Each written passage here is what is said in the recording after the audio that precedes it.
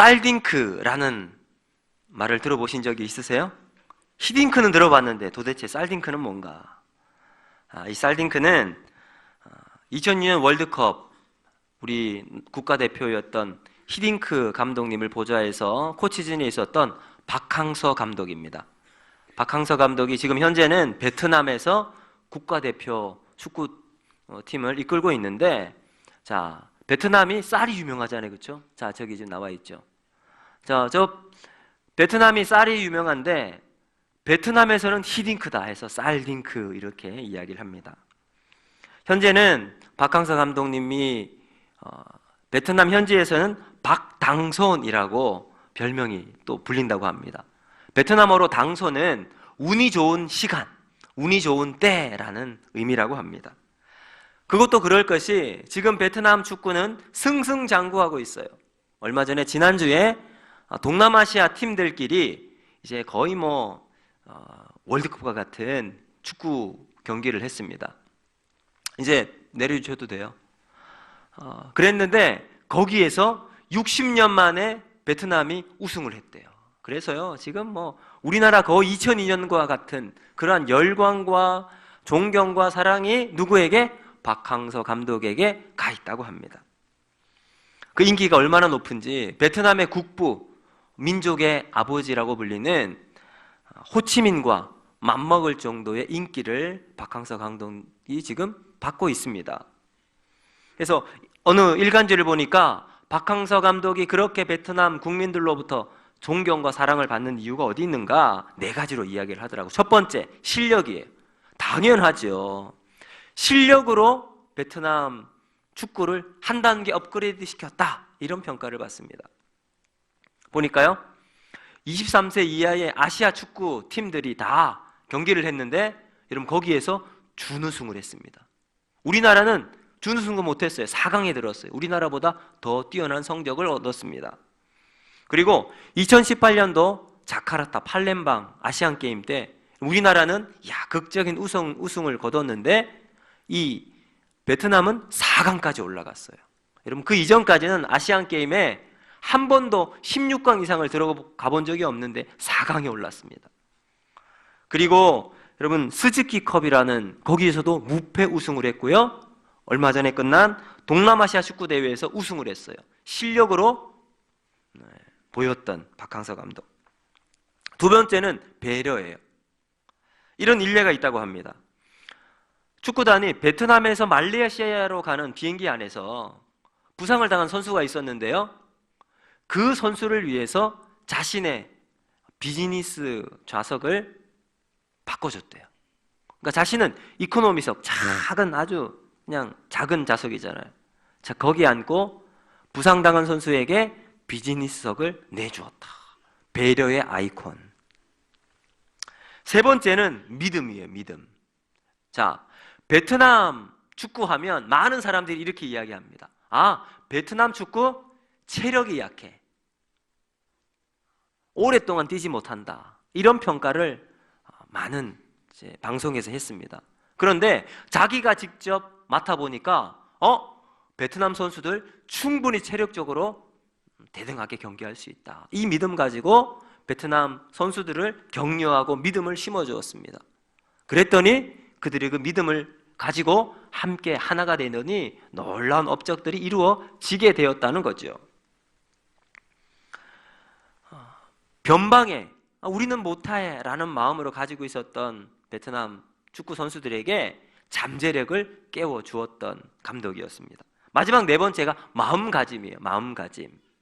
자, 23세 이하 대회 4강을 진출하고 난 다음 인터뷰를 이렇게 했습니다. 기적을 만들 수 있는 행운은 없다. 기적을 만들 수 있는 행운은 없다. 무슨 말인가요? 기적은 오직 땀과 피로에서만 나올 뿐이다. 여러분, 승리에 자만하지 않았고요, 또 패배에 낙담하지 않았습니다. 그것을 이 베트남 사람들에게 알려주었던 거죠. 자, 여러분 왜 제가 베트남 박항서 감독을 이야기를 했을까요? 바로 베트남에서 박항서 감독은 이방인이에요. 그렇죠? 외국인입니다. 근데 외국인으로 거기에서 자리를 잡아가기 쉽지 않았을 겁니다. 자, 오늘 본문 속에 아브라함, 그 역시 이방인입니다. 타지에서 아는 사람 없이 살아가는 것 쉬운 일이 아니에요. 제가 우리 이서교회 부임하고 난 다음 제가 한번 살펴보았어요. 과연 내 주변에 우리 전주 지역에 내가 아는 사람이 있는가 살펴보니까 아무도 없더라고요. 여러분, 아무도 없으면 뭐 할까요? 그냥 열심히 하는 거예요. 그래서 저는 우리 교회 와서 부임해서 설교 열심히 준비하고 신방하고 제가 하늘 수 있는 것 그거였어요. 그거 열심히 했습니다. 아마도 아브라함도 똑같았을 거예요. 자기가 할 수 있는 건 뭐였을까요? 일 열심히 하는 거예요. 목축 열심히 하고 자기가 해야 될 일 열심히 했던 거예요. 자, 그랬더니 하나님께서 아브라함에게 큰 은혜를 주었습니다. 누군가 타지에서 오면 원래 살고 있었던 그 지방에 있는 사람들은요, 처음에는 관심을 주지 않아요. 그렇죠? 그냥 모르는 척, 알아도 모르는 척, 안 보는 척, 관심이 없는 척 하지만 그럼 알고 보면 어떻게 하죠? 다 봅니다. 그 사람이 어떻게 했다, 저 사람이 오늘 여기를 갔다 무엇을 했다, 말은 이렇게 하더라, 이게 다 퍼져나갑니다. 그래서 세상을 살아가면서 모든 사람에게 가장 어려운 것 중에 하나가 바로 이 관계의 문제입니다. 이 관계라는 것은 내가 정말 저 사람은 잘 알아 자부했던 사람도 어떻게 보면 배신을 당하기도 하고요, 어쩌면 저 사람은 나랑 아무런 관계도 없이 그냥 살았던 사람인 것 같은데 오히려 그런 사람으로부터 큰 은혜를 받는 경우도 있습니다. 우리 모두는 다 좋은 관계를 맺고 싶어 하고요, 또 엉켜있는 관계는 풀고 싶어 합니다. 그게 우리 모든 사람의 마음일 거예요. 저도 목회를 하면서 인간관계, 이것에 대해서 모르는 것이 너무 많이 있음을 절감하고 있습니다. 여러분, 그래서 좋은 인간관계는 내가 노력해서 만든다고 되는 것이 아니기에 전적인 하나님의 은혜입니다. 하나님의 축복과 돌보심이 없다면 좋은 인간관계도 절대로 안심할 수 없습니다. 왜요? 사람은 변하니까요.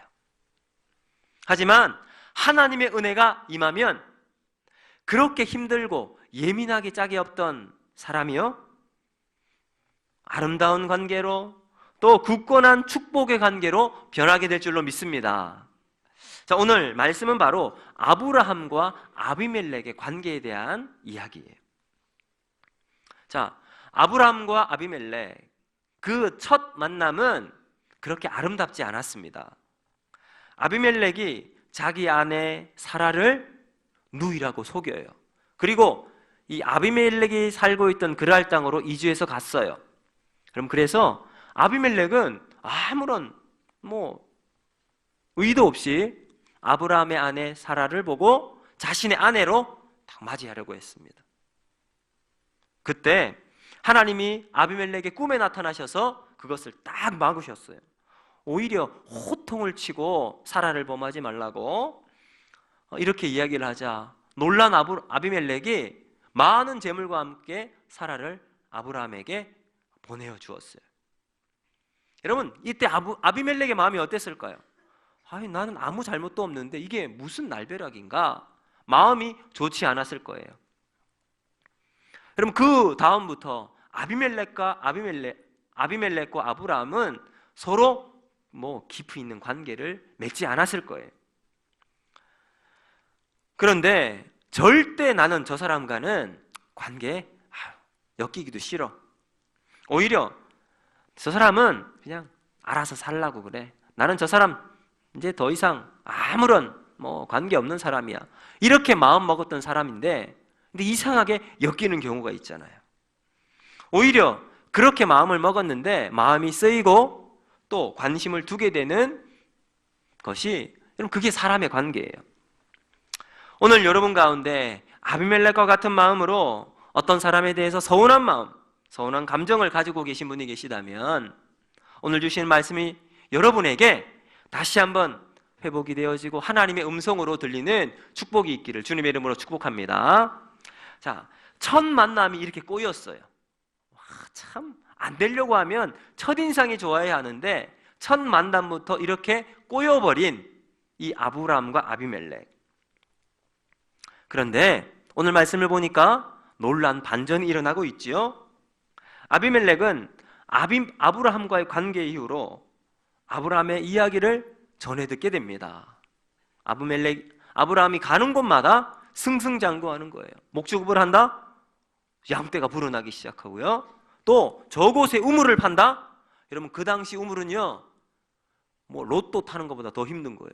생각을 해보세요. 광야예요. 물이 어디서 날지 모르잖아요. 요즘은 기술이 발전해서 초음파를 탁 하면 여기 물이 있다 없다 판단을 하는데 그 당시는 뭐가 있어요? 아무것도 없잖아요.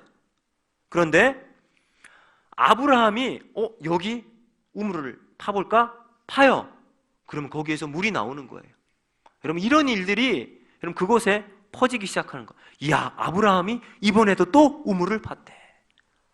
어떻게 그런 일이 벌어질 수 있을까? 이런 이야기가 아비멜렉에게 귀에 들리기 시작했던 겁니다. 여러분 또한 아비멜렉도 직접 경험을 했잖아요.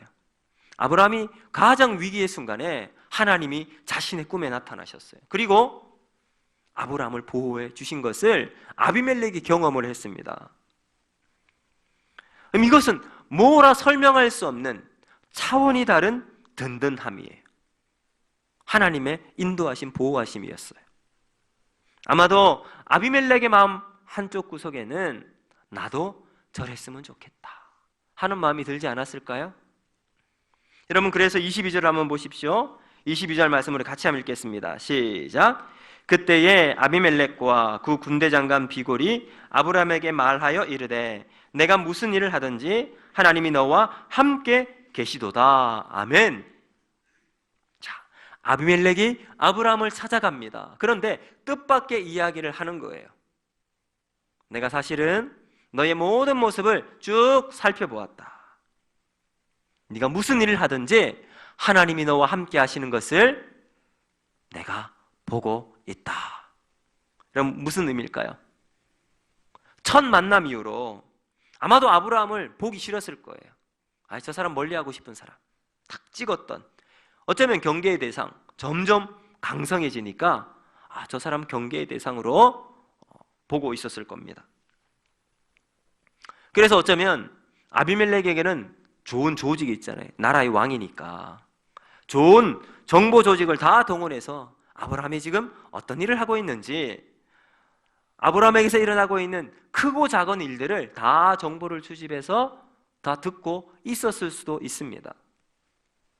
그런데 아브라함에게 일어나고 있는 이런 소소한 이야기들을 듣다 보니까 이건 사람의 손으로, 사람의 능력을 뛰어넘는 절대자의 손길이 있음을 보았던 겁니다.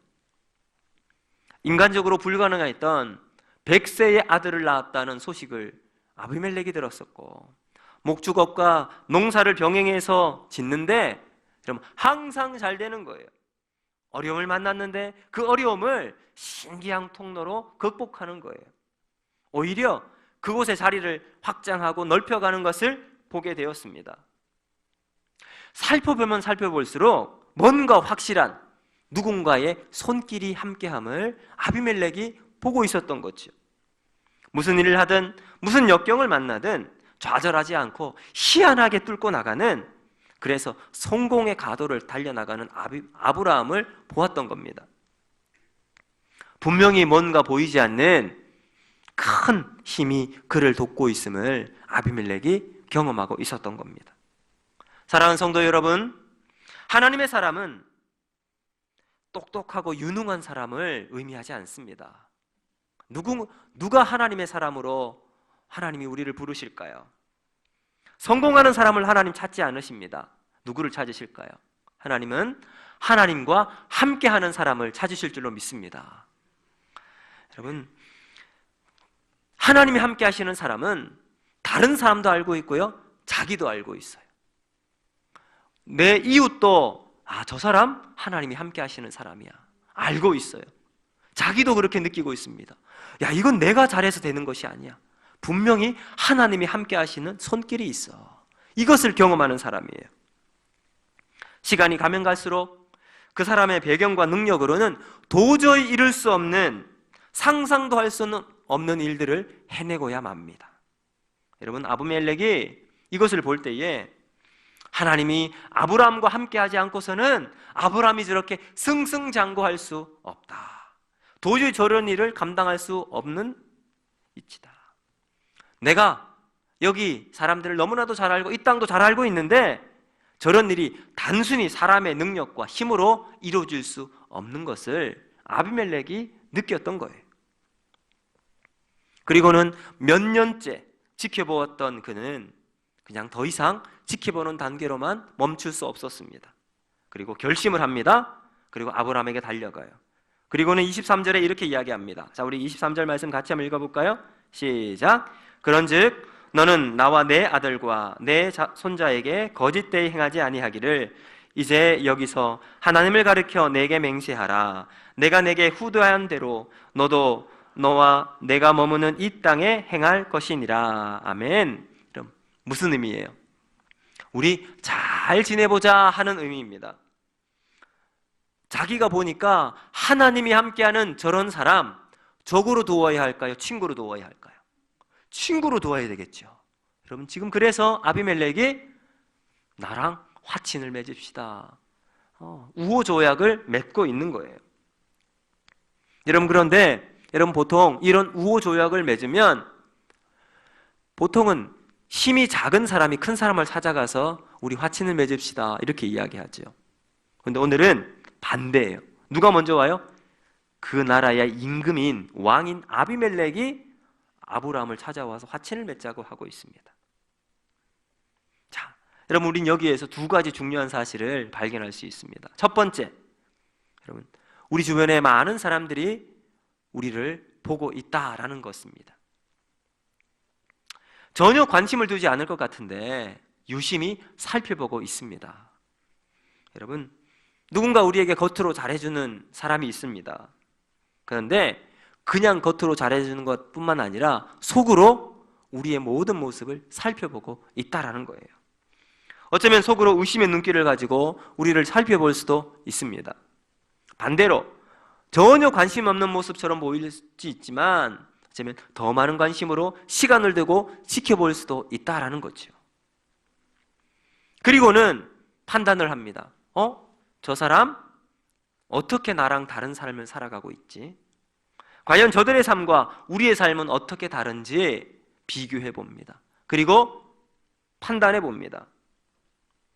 그러므로 우리 모두는 우리가 이 세상 살아가면서 우리의 말과 삶을 통해서 하나님의 영광을 드러내는 삶을 살아가야 할 줄로 믿습니다. 말과 우리의 삶이 일치되는 모습을 우리는 보여줘야 한다는 겁니다. 세상을 변화시키고 하나님의 나라를 증언하는 교회가 되기 위해서 우리는 우리의 삶으로 보여주어야 합니다. 아비멜렉을 보세요. 아브라함을 몇 년 동안 지켜보았습니다. 첫 만남 아브라함요, 그는 꽝이었던 사람이었습니다. 속일 것이 없어서 아내를 누이라고 속입니까? 여러분, 그렇게 사람을 잘 속이는 사람, 믿을 수 없는 사람이지요. 거들떠 보지도 않고 상대할 가치도 없는 사람일 겁니다. 그런데 시간이 지나가다 보니까 그 사람의 진 면목을 발견하게 됩니다.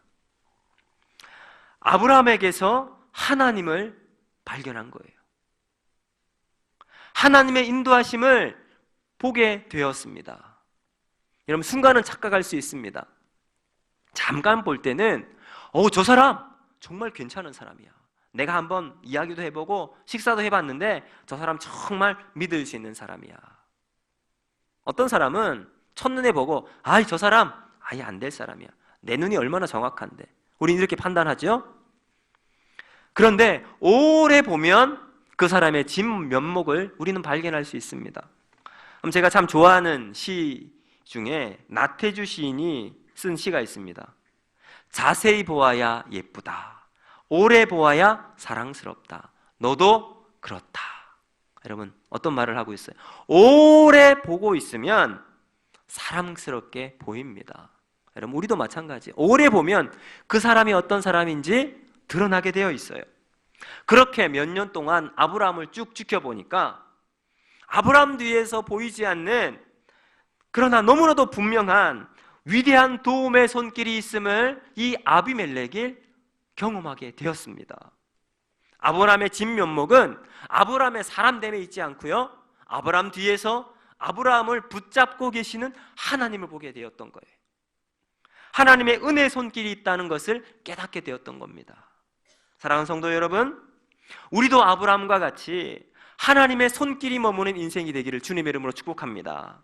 세월이 흐르면 흐를수록 하나님이 우리를 빚어가시고 너무나도 아름답게 인도하시는 인생임을 세상에 보여주는 여러분의 삶이 되기를 주님의 이름으로 축복합니다. 세월이 가도 변함없는 믿음, 축복이 우리의 삶에 있기를 원합니다. 여러분, 마태복음 5장 16절을 보면 이렇게 이야기합니다. 이같이 너희 빛을 사람 앞에 비치게 하여 그들로 너희 착한 행실을 보고 하늘에 계신 너희 아버지께 영광을 돌리게 하라. 아멘.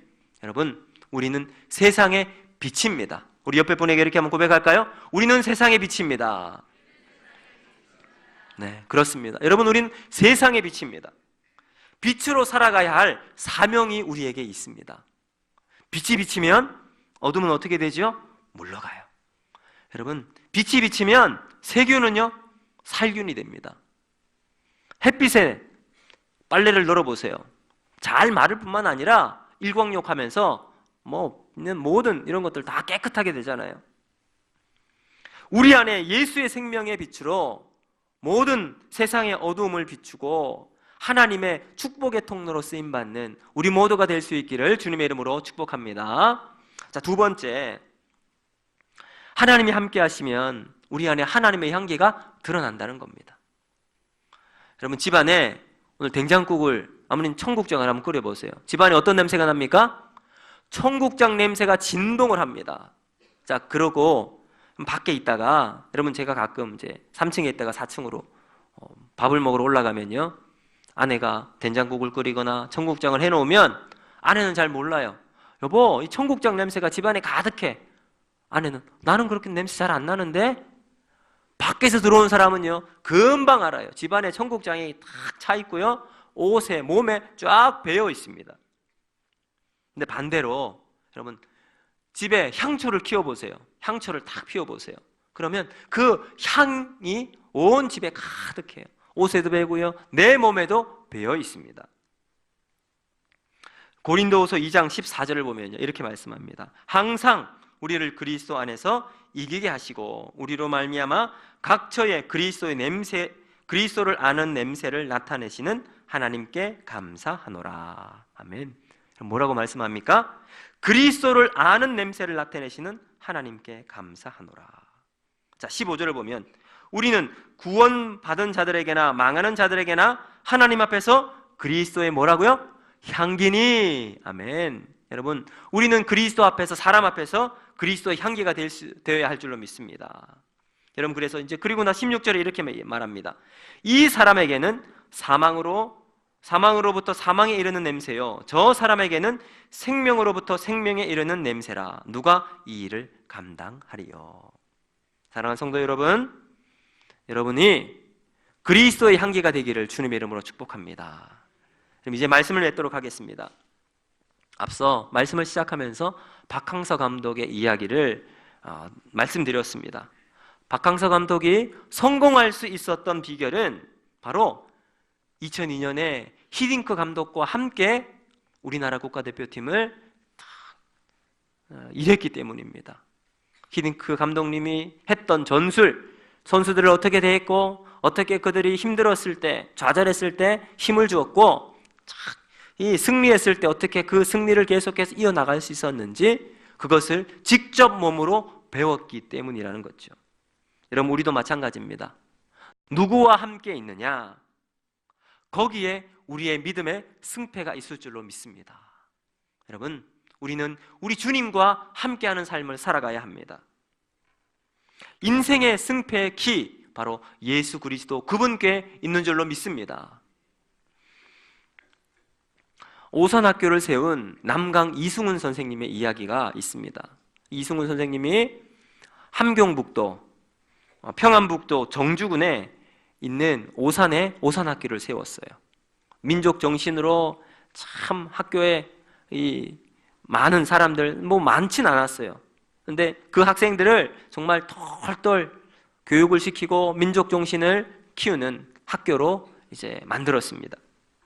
근데 겨울이 되면 평안북도 그게 얼마나 춥습니까? 근데 그곳에 이제 변소가 하나 있는데 이게 깡깡 어니까 학생들이 용변을 조금 보다 보면 어떻게 될까요? 이게 다 얼어버린 거예요. 얼어서 이게 이제는 뚫고 나오는 거예요. 산처럼 빼쩍빼쩍 솟아 나옵니다. 그러니까 이 뭐 피하듯이 여기서 한번 뚝 하고 다른 쪽에 하고 그러면 점점 불어 나가는 거예요. 근데 문제는 이걸 치울 수 있는 사람이 없었어요. 누가 치웠을까요?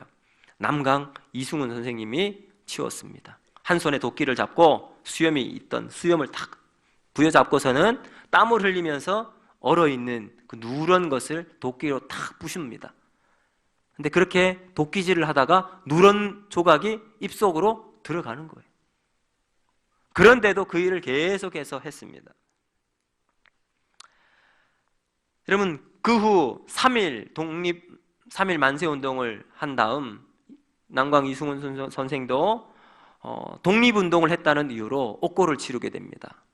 그럼 그곳에서 역시 감옥 안에서 기꺼이 변소 청소를 자신이 감당했습니다. 이미 나이가 많은 백발의 노인임에도 스스로 변소 청소를 자신이 다 감당했습니다.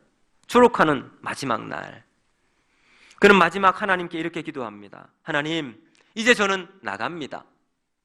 나가서도 민족의 똥통을 치울 수 있는 사람이 되게 하여 주시옵소서. 여러분, 하나님의 향기를 가지고 있는 사람은 어떤 일을 하느냐, 그 일이 그 사람의 모든 것을 말하고 있지 않습니다. 어떤 마음으로, 어떤 정신으로 그 일을 하고 있는가가 그 사람을 정하게 된다는 겁니다. 그 안에 하나님의 마음, 예수님의 마음, 십자가 정신으로 그 일을 해나갈 때 우리는 세상에 아름다운 하나님의 향기로 이 세상을 아름답게 바꾸는 삶을 살아가게 될 줄로 믿습니다. 여러분, 우리 모두 이 세상을 살아가는 가운데 하나님의 마음과 예수의 십자가 마음을 가슴에 품고 우리가 살아가야 할 삶의 현장에서 그 마음으로 우리의 주어진 일을 감당하는 저와 여러분이 될 수 있기를 주님의 이름으로 축복합니다. 이 말씀 기억하면서 우리 이 시간 이 찬양 한번 했으면 좋겠는데요. 주의 보좌로 나아갈 때에 우리가 어떻게 나가야 할까? 그러면 우리는 나의 자격을 가지고 나가는 것이 아니라 오직 예수님의 힘과 예수님의 보혈의 능력으로 우리가 일을 해나가자고 우리가 다짐하면서 우리 예수의 피를 힘입어 주의 보좌로 나아갈 때에 같이 찬양하도록 하겠습니다. 주의 보좌로 나아갈 때에 어떻게 나가야 할까? 나를 구원한 주의 십자가 그것을 믿으며 가네. 주의 보좌로 나아갈 때에 주의 보좌로 나아갈 때에 나 여전히 부족하나 나를 품으신 주의 그 사랑 그것을 믿으며 가네. 자격 없는 내 힘이 아닌 자격 없는 내 힘이 아닌 오직 예수님의 보혈로 자격 없는 내 힘이 아닌 오직 예수님의 보혈로